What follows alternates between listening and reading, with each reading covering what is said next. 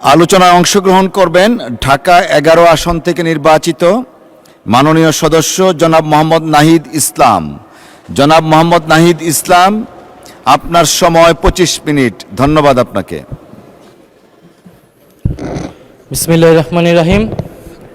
মাননীয় স্পিকার, আপনাকে ধন্যবাদ। আশা করি মাননীয় বিদ্যুৎ মন্ত্রীর রেখে যাওয়া সময়টা আমার সাথে যুক্ত করে দিবেন। মাননীয় স্পিকার, বাজেট বক্তব্য আমি প্রথমত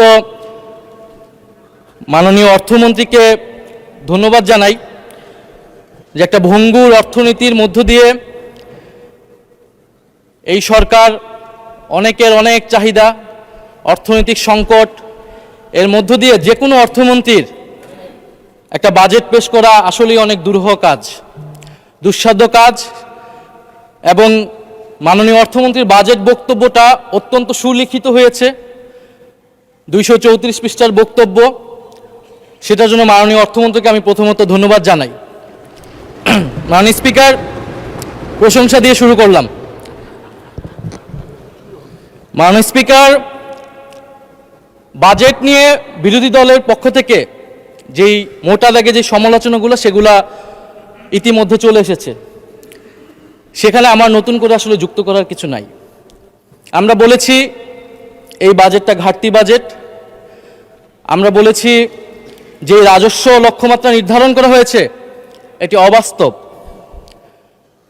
সরকার দলের পক্ষ থেকে তারা বলেছেন তারা স্বপ্নবিলাসী, তারা অসম্ভবকে সম্ভব করতে চায়। যেভাবে তারা নির্বাচনে জয়লাভ করেছেন একইভাবে তারা এই বাজেটকেও বাস্তবায়ন করতে চান তারা। তো মাননীয় স্পিকার, নির্বাচনের বিতর্কে আমি যাব না, সেটা অন্যদিকে চলে যাবে, নিশ্চয়ই একদিন সত্য প্রকাশিত হবে। মাননীয় স্পিকার, বাজেট অর্থনীতির সাথে সম্পর্কিত। রাষ্ট্র যেমন কোনো আবেগের বিষয় না, অর্থনীতিও কোনো আবেগের বিষয় না। আমরা বললাম, আমরা চাইলাম, আমরা বাস্তবায়ন করে ফেলবো সবাই মিলে, আর আমরা করে ফেলবো, এটা সম্ভব নয়। একটি বাজেট বা অর্থনীতির পরিবর্তনের জন্য উৎপাদন, বন্টন, ভোগ, বিনিয়োগ সব কিছুর একটি সুষম পরিকল্পনা প্রয়োজন। সেই পরিকল্পনা আমরা এই বাজেট বক্তব্যে মাননীয় স্পিকার পাইনি। মাননীয় স্পিকার, বাজেটের যাওয়ার আগে আমি যদি একটু অর্থনৈতিক প্রেক্ষাপট নিয়ে কথা বলি। 1971 সাল বাংলাদেশের ছাত্র, তরুণ, কৃষক সবাই একটি জনযুদ্ধের মাধ্যমে এই ভূখণ্ডকে স্বাধীন করল, লক্ষ্য সামাজিক ন্যায় বিচার প্রতিষ্ঠা করা। কিন্তু দুঃখের বিষয় 1971 সালের পরে আমরা দেখলাম কলকারখানা সব কিছু জাতীয়করণ করে রক্ষী বাহিনীর হাতে তুলে দেওয়া হলো। আওয়ামী লীগের নেতাকর্মীরা সব কিছু দলীয়করণ করলো, ভোগ দখল করলো। ফলশ্রুতিতে দুর্ভিক্ষ আসলো, হাজার হাজার মানুষ মারা গেল, আমাদের অর্থনীতি আরো ভঙ্গুর পরিস্থিতিতে আসলো। পরবর্তীতে বাকশাল হলো, বাকশালের পতন ঘটলো এবং ঘটনা পরিক্রমায় মেজর জিয়াউর রহমান বাংলাদেশের শাসক হলেন। জিয়াউর রহমান ক্ষমতায় এসে যেই নীতিটি নিয়েছিল মাঝারি, ক্ষুদ্র এবং মাঝারি শিল্পের বিকাশ, জিয়াউর রহমান সঠিকভাবে অনুধাবন করেছিলেন বাংলাদেশের সেই সময়ের অর্থনৈতিক সংকট হচ্ছে কর্মসংস্থান। ফলে তিনি মুক্তবাজার অর্থনীতিকে প্রমোট করলেন এবং আমাদের আজকের যে পোশাক শিল্প সেটা জিয়াউর রহমানের হাত ধরে বাংলাদেশে প্রতিষ্ঠিত হলো। আমরা 1978 সালে জিয়াউর রহমান নুরুল কাদেরের দেশ গার্মেন্টসকে প্রমোট করলেন, সহায়তা করলেন দেশ গার্মেন্টস প্রতিষ্ঠায়। সাউথ কোরিয়ার দাইইউ নামক একটি কোম্পানির সাথে চুক্তি করে এদেশের উদ্যোক্তাদের, পোশাক শিল্পের উদ্যোক্তাদের প্রশিক্ষিত করলেন এবং এর মাধ্যমে কয়েকশো শিল্প কারখানা তৈরি হলো, মাঝারি শিল্পের বিকাশ হলো এবং দেশে কর্মসংস্থান তৈরি হলো। মাননীয় স্পিকার, আমাদের দেশে বর্তমান যে সংকট, কর্মসংস্থানের সংকট, আমাদেরকে জিয়াউর রহমানের মতো এই ধরনের একটা নীতি বা পরিকল্পনা অনুসরণ করা প্রয়োজন ছিল মাননীয় স্পিকার। কিন্তু আফসোস, বর্তমান সরকারের যে আই হ্যাভ এ প্ল্যান, সেই প্ল্যানের ভিতরে আমরা এই ধরনের কোনো নীতি বা এই ধরনের কোনো পরিকল্পনা মাননীয় স্পিকার আমরা পাইনি, যেটা দেশে কর্মসংস্থান তৈরি করতে পারবে।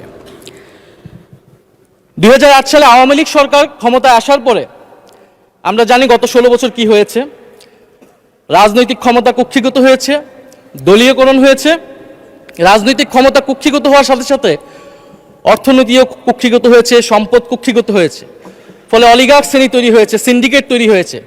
আপনি বিভিন্ন সেক্টরে যাবেন, 3-4টা কোম্পানি বাংলাদেশের সেই সেক্টরের সকল ব্যবসা নিয়ন্ত্রণ করছে।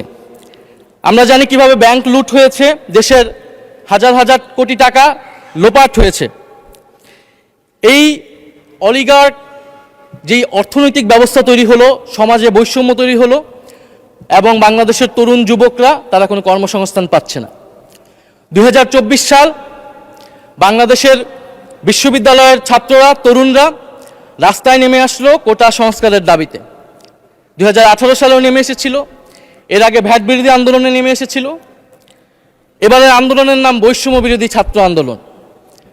আমরা খুবই সুপরিকল্পিতভাবেই এই আন্দোলনের নাম দিয়েছিলাম বৈষম্য বিরোধী ছাত্র আন্দোলন। কারণ মাননীয় স্পিকার, আমাদের সামনে এটা স্পষ্ট ছিল যে শুধু সরকারি চাকরিতে কোটা যেমন বৈষম্য, কিন্তু সমাজে যে মূল বৈষম্যটা রয়ে গেছে, যার ফলে কর্মসংস্থান তৈরি হচ্ছে না, তার বিরুদ্ধে আসলে আমাদের আন্দোলন করতে হবে, তার বিরুদ্ধে আমাদের লড়াই করতে হবে। মাননীয় স্পিকার, বৈষম্য বিরোধী ছাত্র আন্দোলনের মধ্য দিয়ে গণ অভ্যুত্থান সংগঠিত হলো এবং স্বৈরাচারী শেখ হাসিনা সরকারের পতন ঘটল। আমাদের এই যে বর্তমান সময়, এই সময় অর্থনৈতিক সংকটে আমার কাছে মেজর ক্রাইসিস 3টা। একটা হচ্ছে কর্মসংস্থান তৈরি, দ্বিতীয়ত হচ্ছে ব্যাংকিং খাত সংস্কার এবং তৃতীয়ত হচ্ছে আমাদের যে বিদ্যুতের যে চুক্তিগুলো হয়েছে, বিদ্যুতের দাম যে বেড়ে গিয়েছে সেটাকে আমরা কিভাবে আবার কমিয়ে আনবো, সহনীয় পর্যায়ে আনবো। মাননীয় স্পিকার, সরকারের নির্বাচনী প্রচারণা এবং এই বাজেট, তাদের প্রধান একটা প্রচারণার অংশ বা প্রজেক্ট হচ্ছে ফ্যামিলি কার্ড।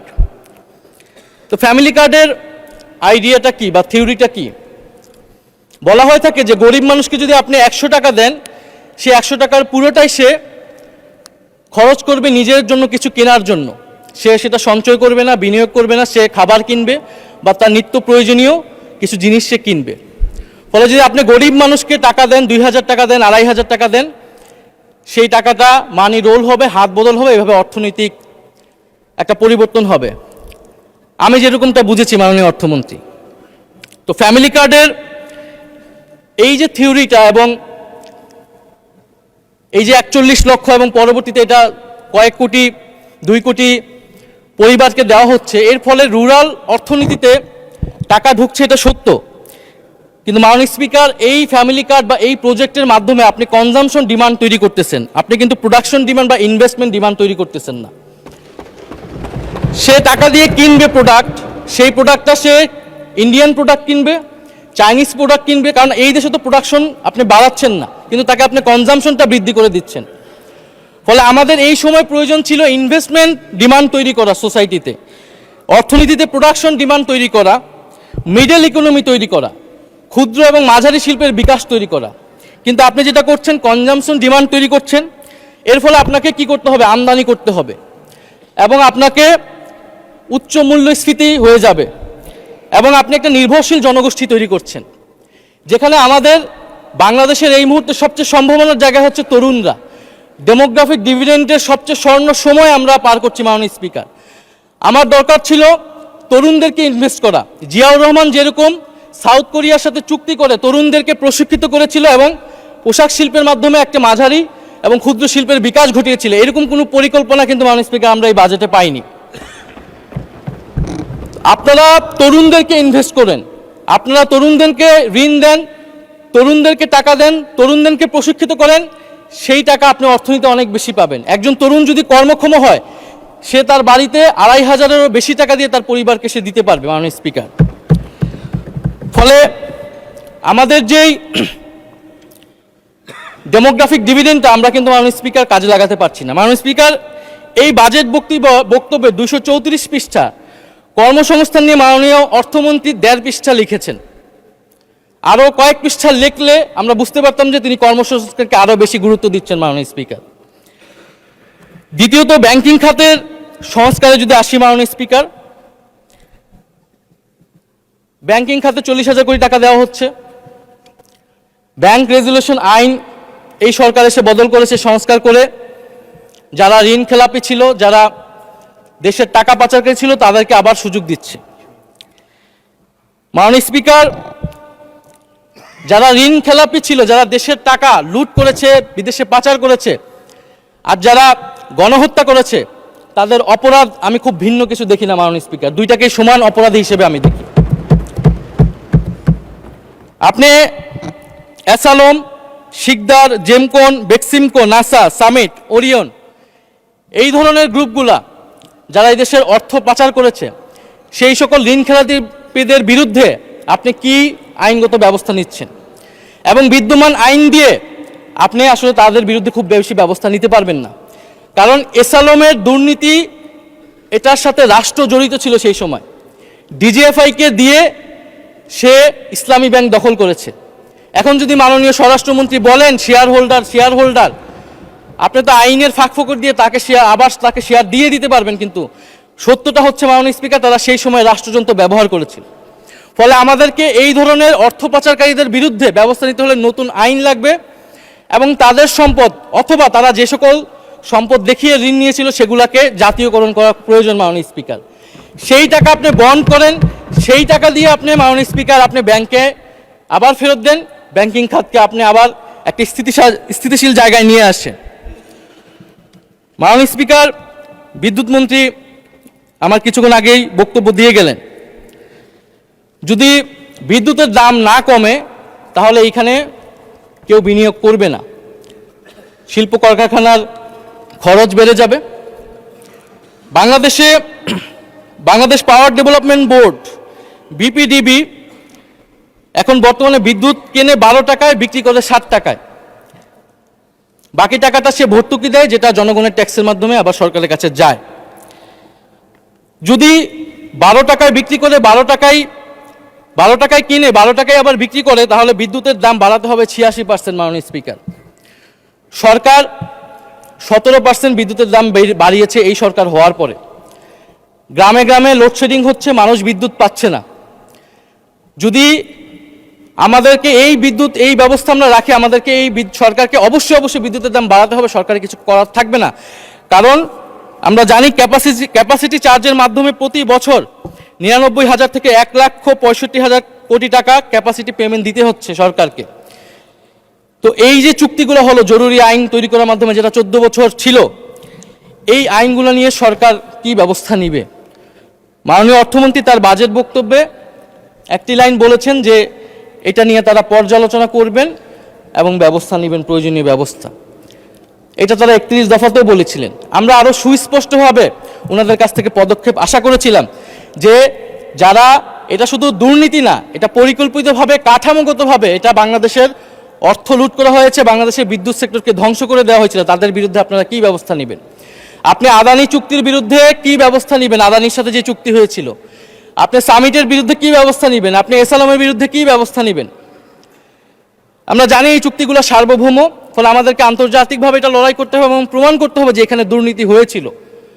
অন্তর্বর্তী সরকারের সময় অনেকগুলো দুর্নীতির প্রমাণ কিন্তু মাননীয় স্পিকার সংগ্রহ করা হয়েছিল। এখন সরকারের সদিচ্ছার বিষয় যে সরকার এটাকে কাজে লাগাবে কিনা। সরকার যদি এটাকে কাজে না লাগায়, কোনোভাবেই সরকার বিদ্যুতের দাম সহনীয় পর্যায়ে রাখতে পারবে না। মাননীয় স্পিকার, আমরা প্রতিরক্ষা খাতের কথা বলি।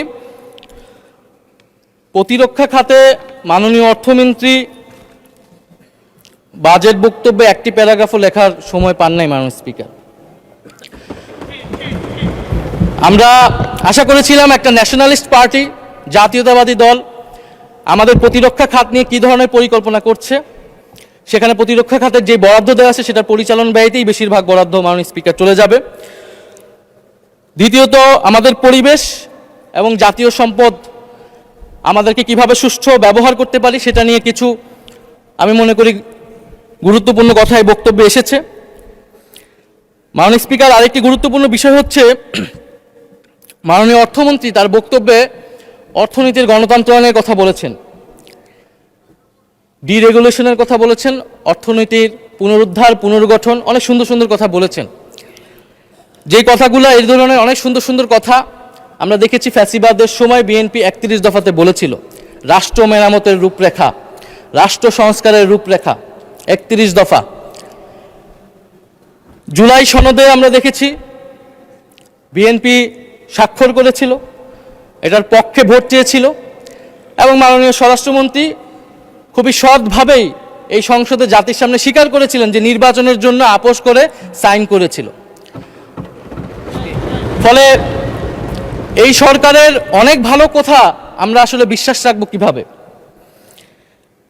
অর্থনীতির গণতন্ত্রায়ন আপনি করবেন, রাজনীতির গণতন্ত্রায়ন যদি আপনি কিভাবে না করবেন? রাজনৈতিক সংস্কার যদি না হয়, যদি সুশাসন নিশ্চিত না হয়, যদি জুলাই সনদ বাস্তবায়ন না হয়, তাহলে আপনি কিভাবে অর্থনীতির সংস্কার করবেন মাননীয় স্পিকার? অর্থনীতির গণতন্ত্রায়ন আপনি কিভাবে করবেন? আপনি দুদক সংস্কার করবেন কিনা, আপনি বিচার বিভাগ সংস্কার করবেন কিনা, আপনি সংবিধানের গণতান্ত্রিক সংস্কারগুলো করবেন কিনা, এর উপর নির্ভর করবে আপনি অর্থনৈতিক সংস্কার এবং অর্থনৈতিক গণতন্ত্রায়ন কতটা সফলভাবে করতে পারবেন। 31 দফাতে অর্থনৈতিক সংস্কার কমিশনের কথা করার কথা ছিল, সাংবিধানিক সংস্কার কমিশনের কথা ছিল, তো অর্থনৈতিক সংস্কার কমিশন কোথায় গেল মাননীয় স্পিকার? সাংবিধানিক সংস্কার কমিশন কোথায় গেল মাননীয় স্পিকার? তাহলে এগুলো কি জাতির সাথে প্রতারণা নয়? একইভাবে এই বাজেটকে যদি আমরা একটা প্রতারণার দলিল বলি, তাহলে মাননীয় স্পিকার আমরা কি খুব বেশি ভুল বলবো? মাননীয় স্পিকার, এই বাজেটে আমরা যেটা বলেছি যে রাজস্ব আপনি বাজেটে ঘাটতি বাজেট করছেন। কেন্দ্রীয় অর্থনীতিতে যখন মহামন্দা চলে তখন ঘাটতি বাজেট করে, তখন মুদ্রা ছেড়ে দেওয়া হয় যাতে চাহিদা বৃদ্ধি পাইলে কর্মচাঞ্চল্য তৈরি হবে, সমাজে অর্থনীতি বেগবান হবে। কিন্তু মাননীয় স্পিকার, এইখানে যেই আমাদের রাজস্ব ধরা হয়েছে আর আমাদের যে পরিচালন ব্যয় 6,21,000 কোটি টাকা, আমাদের কিন্তু এই রাজস্ব তো উঠবে না আমরা জানি, আমরা কিন্তু ঘাটতি বাজেট দিয়ে আমরা আসলে বিনিয়োগ করি যাতে পরবর্তীতে সুফলটা আবার রাষ্ট্র পায়, জনগণ পায়। কিন্তু আমাদের যে পরিচালন ব্যয় ধরা হয়েছে এটাই কিন্তু মাননীয় স্পিকার আমাদেরকে ঋণ করা লাগবে, এবং এই ঋণ কোথায় গিয়ে শেষ হবে? বিগত আমলে আমরা দেখেছি দেশকে ঋণগ্রস্ত করা হয়েছে, প্রচুর ঋণ নেওয়া হয়েছে। ফলে ঠিক অর্থনৈতিক গুণগত পরিবর্তনটা বিগত সময় থেকে কোথায় হলো এটা আমাদের কাছে মাননীয় স্পিকার ধরা পড়ছে না। মাননীয় স্পিকার, আমি একটু অন্য বিষয়ে যেতে চাই। আমাদের একজন সরকার দলীয় মাননীয় সংসদ সদস্য তার এক বক্তব্যে বলেছেন যে এখন অনেকে গাড়ি চড়ে, যে আগে তারা কি চড়তো বা রিক্সায় চড়তো, এখন তারা গাড়ি চড়ে, এরকম একটা কথা বলেছেন মাননীয় স্পিকার। মাননীয় স্পিকার, আজকে মাসের কত তারিখ? 28। আমি রেন্টে কারে ভাড়া নিয়ে একটা গাড়ি আমি ব্যবহার করা লাগে আমার নিরাপত্তার জন্য, তো সেই গাড়ি ভাড়াটা এখন মাননীয় স্পিকার দিতে পারিনি, মাসের শেষ। তো আমাদের সরকার দলীয় অনেক নেতা তারা জেলে থাকা অবস্থায় তাদের সম্পদ মাননীয় স্পিকার কয়েক গুণ বৃদ্ধি পেয়েছে আওয়ামী লীগ আমলে, মাশাআল্লাহ। এই আমলে সেটা কয়েক গুণ বৃদ্ধি পাবে মাননীয় স্পিকার, এটা আমরা জানি না। যারা ধান খেতে, পাট খেতে মাননীয় স্পিকার থাকতে হতো, 5ই আগস্টের পরে তাদের জীবনের কি পরিবর্তন হয়েছে তারা তাদের প্রতিবেশীরা মাননীয় স্পিকার খুব ভালো করেই জানে। মাননীয় স্পিকার, জুলাই ফাউন্ডেশন নিয়ে কিছু কথা বলতে চাই। জুলাই ফাউন্ডেশন গণ অভ্যুত্থানের পরে অন্তর্বর্তী সরকারের সময় গঠিত হয়েছিল। এই ফাউন্ডেশনটি বর্তমানে অর্থাভাবে চলতে পারছে না। সরকারের কাছে, অর্থমন্ত্রীর কাছে আবেদন থাকবে, ওনারা অনেক টাকা খরচ করছে বিভিন্ন জায়গায়, এই ফাউন্ডেশনে যাতে ওনারা একটা বরাদ্দ দেয়, এটার জন্য খুব বেশি খরচ হবে না। সরকার বিভিন্ন ফাউন্ডেশন এমনিতে পরিচালনা করে। জুলাই গণ অভ্যুত্থান অধিদপ্তর যেটা, সেইটার একটা ফাংশন আছে, কিন্তু জুলাই ফাউন্ডেশনের মাধ্যমে পুনর্বাসন, কাউন্সিলিং সহ অনেকগুলা কাজ যেটা সরকারি অধিদপ্তরের মাধ্যমে সম্ভব হবে না। ফলে আমরা আশা করব যে জুলাই ফাউন্ডেশনের অর্থমন্ত্রী বরাদ্দ দিবেন। জুলাই গণ অভ্যুত্থান জাদুঘর, শোনা যাচ্ছে যে সরকারের একটা অংশ জাদুঘরটাকে খুলতে দিচ্ছে না, আমরা জানি না এটা সত্য কিনা, আমরা আশা করব এই কথাটা যাতে সত্য না হয়। এবং 5ই আগস্টের মধ্যেই জুলাই আসতেছে, এর মধ্যে যাতে জুলাই গণ অভ্যুত্থান জাদুঘর সেটাকে ওপেন করা হয় মাননীয় স্পিকার। মাননীয় স্পিকার, আরেকটু অন্য বিষয়ে যেতে চাই,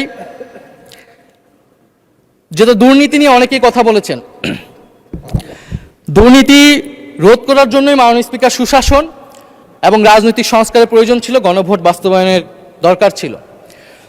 মাননীয় স্পিকার, দুর্নীতি নিয়ে একটা গল্প আছে। এক ভারতীয় যুবক এবং এক বাংলাদেশি যুবক একসাথে বিলেতে পড়াশোনা করতে গিয়েছে। সেখানে তাদের পরিচয় এবং তারা সেখানে কোনো রকমের ডিগ্রি নিয়ে দেশে ফিরেছে। তো দেশে ফিরে তাদের কাছে মনে হয়েছে তারা যদি ধনী হতে চায় তাহলে রাজনীতি হচ্ছে তাদের জন্য সবচেয়ে সহজ অপশন। দুজনেই রাজনীতিতে যুক্ত হলো এবং দুজনেই অল্প সময়ের মধ্যে সংসদের সদস্য হয়ে গেল দুই দেশের। এর মধ্যে ভারতীয় যে যুবক ছিল সে অনেক ধন সম্পদ করে ফেললো এবং সে বাংলাদেশি যুবককে তার দেশে দাওয়াত দিল। তো বাংলাদেশি যুবক ভারতে গেল এবং বিমানবন্দরে নেমেই সে জিজ্ঞেস করলো যে তুমি কিভাবে এত ধন সম্পদ করতে পেরেছো। তো ভারতীয় যুবক বলল যে তুমি যখন বিমানবন্দরে আবার যখন ফেরত যাবা তখন আমি সেই রহস্যের কথা বলবো। তো সে ভারত ঘুরে আবার যখন ফেরত যাচ্ছে বিমানবন্দরে, তখন রাস্তায় সে ভারতীয় যুবক নদীর উপরে একটা সেতু দেখাচ্ছে যে এই সেতুটা দেখছো, এই সেতুর অর্ধেক হচ্ছে আমার ধন সম্পদের উপর দাঁড়িয়ে আছে। বাংলাদেশি যুবকটা সেই ইঙ্গিতটা বুঝতে পারলো এবং দেশে ফিরতে আসলো। দেশে ফেরত এসে কয়েক বছরের মধ্যে সেও অনেক ধন সম্পদের মালিক হয়ে গেল এবং ভারতীয় যুবককে আবারও বাংলাদেশে দাওয়াত দিল। ভারতীয় যুবক বাংলাদেশে আসলো, এসে সেই বাংলাদেশি যুবককে বলল কোথায় তোমার সেতু কোথায়। তো বাংলাদেশি যুবক বলল যে তুমি থাকো 2 দিন, যাওয়ার সময় বিমানবন্দরে আমি তখন তোমাকে এই রহস্যের কথা বলবো। তো 2 দিন থেকে সে যখন বিমানবন্দরে আবার বিদায় দিতে জানাচ্ছে ভারতীয় যুবককে, তখন সে নদীর উপরে একটা সেতু দেখাচ্ছে যে ওই যে দেখছো সেতুটা, ওই সেতুটার উপরে আমার ধন সম্পদের উপরে সেতুটা দাঁড়িয়ে আছে। ভারতীয় যুবক বলল কোথায়, সেতু কোথায়? তখন বাংলাদেশি যুবক বলল তুমি যদি সেতু দেখতেই তাহলে তার আমার ধন সম্পদ এতটা হতো না। তো মাননীয় স্পিকার, বাংলাদেশের উন্নয়ন, মেগা প্রকল্প, মেগা প্রজেক্ট, এগুলোর মাধ্যমে ধন সম্পদ কিভাবে তৈরি হয়, আমলাতন্ত্র, রাজনীতিবিদ, ব্যবসায়ী চক্র কিভাবে ফুলে ফেপে বড় হয়েছে এটা আমরা জানি। এইটাকে চেক অ্যান্ড ব্যালেন্স করার জন্য, এটাকে অ্যাকাউন্টেবল করার জন্য, জবাবদিহিতার আওতায় আনার জন্য মাননীয় স্পিকার হচ্ছে জুলাই সনদ এবং গণভোট অনুষ্ঠিত হয়েছিল। আপনি যে লোকাল লেভেলে ফ্যামিলি কার্ড দিচ্ছেন সেখানে যে দুর্নীতি হবে না তার কি গ্যারান্টি? আপনি কিভাবে সেটা নিশ্চিত করবেন যে সেটা যার প্রাপ্য সে পাবেন? আপনি কি স্থানীয় প্রশাসনকে শক্তিশালী করেছেন? আপনি কি স্থানীয় সরকারকে সংস্কার করেছেন? আপনি তো সেখানে দলীয় প্রশাসক বসিয়ে রেখেছেন। ফলে মাননীয় স্পিকার, দুর্নীতিকে রোধ করতে হলে আমাদেরকে অবশ্যই আমাদেরকে গণভোট বাস্তবায়ন করতে হবে, গণভোটের রায়, সংস্কার এবং জুলাই সনদ বাস্তবায়ন করতে হবে। মাননীয় স্পিকার, আমি শেষের দিকে এসে গিয়েছি, আরেকটি বিষয়ে যাব। এই সরকার আসার পরে সীমান্তে প্রায় 10 জনের মতো ভারতীয় বাহিনী বিএসএফ দ্বারা হত্যা করা হয়েছে এবং পুশিং করার চেষ্টা করা হচ্ছে অবৈধ বাংলাদেশি বলে। আমরা এই বাজেট অধিবেশনে পুশিং নিয়ে একটা আলোচনা করতে চেয়েছিলাম মাননীয় স্পিকার। এই আলোচনাটা আমরা জানি না কোন কারণে এই আলোচনাটা আমাদেরকে করতে দেওয়া হয়নি। সরকারি দল, বিরোধী দল, সমালোচনা, প্রশংসা, এত কথা হলো, আমরা কি 1 ঘন্টা সময় মাননীয় স্পিকার বের করতে পারতাম না পুশিং নিয়ে আলোচনা করার জন্য? আমরা বিএনপির নামের সাথে জাতীয়তাবাদ শব্দটা আছে, আমরা দেখতে চাই তারা কিভাবে সীমান্ত হত্যা বন্ধ করে মাননীয় স্পিকার, এবং সেই বিষয়ে আমরা সর্বাত্মকভাবে সহযোগিতা করব। আমরা বিজেপিকে সাধুবাদ জানাই এই মহান সংসদ থেকে, তারা যেভাবে প্রতিরোধ করছে, যেভাবে দৃঢ়তার সাথে দাঁড়িয়ে রয়েছে। বাংলাদেশের 18 কোটি জনগণ মাননীয় স্পিকার বাংলাদেশ বিজেপির সাথে রয়েছে। মাননীয় স্পিকার, পশ্চিমবঙ্গে একটি নির্বাচন হয়েছে এবং শুভেন্দু অধিকারী সেখানকার মুখ্যমন্ত্রী হয়েছে। নির্বাচনের আগে এবং পরে বাংলাদেশকে নিয়ে লাগামহীন বক্তব্য দিয়ে যাচ্ছে মাননীয় স্পিকার। তিনি বলেছেন নির্বাচনী এক জনসভায়, আমাদের জন্যই বাংলাদেশ তৈরি হয়েছে, বড় বড় কথা বলো, অবৈধ সবাইকে পাঠিয়ে দেব। তিনি এর আগে একটি জনসভায় বলেছেন ইসরায়েল যেভাবে গাজাকে শিক্ষা দেয় বাংলাদেশকেও সেভাবে শিক্ষা দিতে হবে। মাননীয় স্পিকার, এই অদ্ভুতের জবাব বাংলাদেশ সরকারকে দিতে হবে, পররাষ্ট্র মন্ত্রণালয়কে দিতে হবে। আমরা পররাষ্ট্র মন্ত্রণালয় থেকে কঠোর জবাব আশা করছি এবং ইতিহাস ভুলে গেলে চলবে না। এই পূর্ববঙ্গের কৃষকের টাকায় মাননীয় স্পিকার কলকাতা শহর তৈরি হয়েছিল। কলকাতা শহর আমরা 1937 সালে বিজয় লাভ করেছিলাম মাননীয় স্পিকার, এবং শ্যামাপ্রসাদ মুখার্জিরা তারা সাম্প্রদায়িক নীতির ভিত্তিতে পশ্চিমবঙ্গ ভাগ করেছিল, যে পশ্চিমবঙ্গ দিবস আজকে নরেন্দ্র মোদী পালন করছে। আমরা এই জাতীয়তাবাদী সরকারকে আমরা সেই সমমর্যাদায় সমতার নীতি নিয়ে আমরা প্রতিবেশীর সাথে সম্পর্ক করতে চাই, বাংলাদেশ ফার্স্ট, এটা যাতে শুধু মুখে মুখে না থাকে। মাননীয় স্পিকার, আমাকে যদি আরেকটু সময় বাড়িয়ে দিতেন আমি শেষ করে ফেলবো। জি, 4 মিনিট দেওয়া হলো আপনাকে, ধন্যবাদ। মাননীয় স্পিকার, ভারতীয় নতুন হাই কমিশনার বাংলাদেশে এসেছেন দীনেশ ত্রিবেদী। তো ত্রিবেদী সাহেব বাংলাদেশে প্রবেশ করেই ভারতের আকাশ জমি বাংলাদেশের আকাশ জমির সাথে মিলিয়ে ফেলেছে মাননীয় স্পিকার। তো মিষ্টি কথায় মাননীয় স্পিকার চিরা ভিজে না, গত 16 বছরের কথা আমরা ভুলে যাইনি। তাদের উচিত ছিল, নতুন হাই কমিশনার উচিত ছিল প্রথমত অ্যাপোলজি করা। 16 বছরে বাংলাদেশে যে প্রত্যক্ষ এবং পরোক্ষভাবে আওয়ামী লীগকে ক্ষমতায় রাখতে সহায়তা করেছে ভারত সরকার, তার জন্য অ্যাপোলজি করা। এখানে যে গণহত্যা সংঘটিত হয়েছিল এবং এখনও সেই গণহত্যার হত্যাকারী ওসমান হাদির হত্যাকারীকে ভারতে আশ্রয় দেওয়া হয়েছে, বাংলাদেশে নাশকতা করছে আওয়ামী লীগ, তার জন্য ভারতীয় হাই কমিশনারকে অ্যাপোলজি করা উচিত ছিল। এবং কিভাবে বাংলাদেশের সাথে নতুন সম্পর্ক তৈরি করবে মর্যাদা এবং সমতার ভিত্তিতে, সেই কথা বলা উচিত ছিল মাননীয় স্পিকার। আমরা সর্বশেষ বলতে চাই যে এই বাজেট অধিবেশন, আমরা সবাই চাই বাংলাদেশের অর্থনৈতিক সমৃদ্ধি। আমার আজকের বক্তব্যের মূল কথাটাই ছিল যে এই দেশের তরুণদেরকে আপনারা কাজে লাগান, তরুণদেরকে কর্মক্ষম করুন, প্রশিক্ষণ দিয়ে বিদেশে পাঠান, তরুণদেরকে দেশে প্রশিক্ষিত করে ক্ষুদ্র মাঝারি শিল্পের বিকাশে সহায়তা করুন। এবং আমাদের এই বঙ্গীয় বদ্বীপের সার্বভৌমত্ব আমরা রক্ষা করতে চাই, আমাদের সীমান্ত, আমাদের নদী, পানি, সাগর এবং অর্থনীতিকে রক্ষা করার লড়াই মাননীয় স্পিকার আমরা চালিয়ে যেতে চাই। আমরা মনে করি এই লড়াই এখনকার লড়াই না মাননীয় স্পিকার, এটা আমাদের পূর্বসূরীরা এই লড়াই চালিয়েছেন। 1947 সালে আমাদের কৃষকেরা জমির অধিকারের জন্য লড়াই পেয়েছেন জমির অধিকার। 1971 সালে আমরা স্বাধীন ভূখণ্ড পেয়েছি, 24 সালে আমরা সার্বভৌমত্ব পেয়েছি। মাননীয় স্পিকার, এই লড়াই চালিয়েছিলেন হাজী শরীয়তুল্লাহ ফরাজি আন্দোলনের মাধ্যমে, এই লড়াই চালিয়েছিলেন তিতুমির বাঁশের কেল্লার মাধ্যমে, এই লড়াই চালিয়েছিলেন হাবিলদার রজব আলী সিপাহী বিদ্রোহে, এই লড়াই শাহজালাল চালিয়েছিলেন গৌর গোবিন্দের বিরুদ্ধে। মাননীয় স্পিকার, আমাদের যে 100 বছরের সংগ্রাম, এই দেশের ভূখণ্ড, মাটি, আমাদের স্বাধিকার, আজাদি রক্ষা করার লড়াই, এই হাজারো সংগ্রাম লড়াইয়ের মধ্য দিয়ে আমরা একটা দেশ পেয়েছি যার নাম বাংলাদেশ। এই দেশকে আমরা রক্ষা করতে চাই, এই দেশকে আমরা ঐক্যবদ্ধ করতে চাই। এই দেশকে রক্ষার জন্য, স্বাধীনতা সার্বভৌমত্বের জন্য, বৈষম্যহীন এবং গণতান্ত্রিক বাংলাদেশের জন্যই 2024 সালে এত তরুণ, এত মানুষ জীবন দিয়েছে। আমরা আশা করব সেই জীবনদান বৃথা যাবে না। ফলে বর্তমান সরকারের প্রতি আমাদের আহ্বান থাকবে যে দুর্নীতি বন্ধ করুন, জুলাই সনদ বাস্তবায়ন করুন এবং যারা টাকা পাচার করেছে, অর্থনৈতিকভাবে লুটপাট করেছে, তাদেরকে বিচারের আওতায় আনুন। ইনশাআল্লাহ আমরা ঐক্যবদ্ধভাবে এই বাংলাদেশ বিনির্মাণ করব এবং বাংলাদেশকে একসাথে নেতৃত্ব দিব। মাননীয় স্পিকার, আপনাকে ধন্যবাদ। ইনকিলাব জিন্দাবাদ।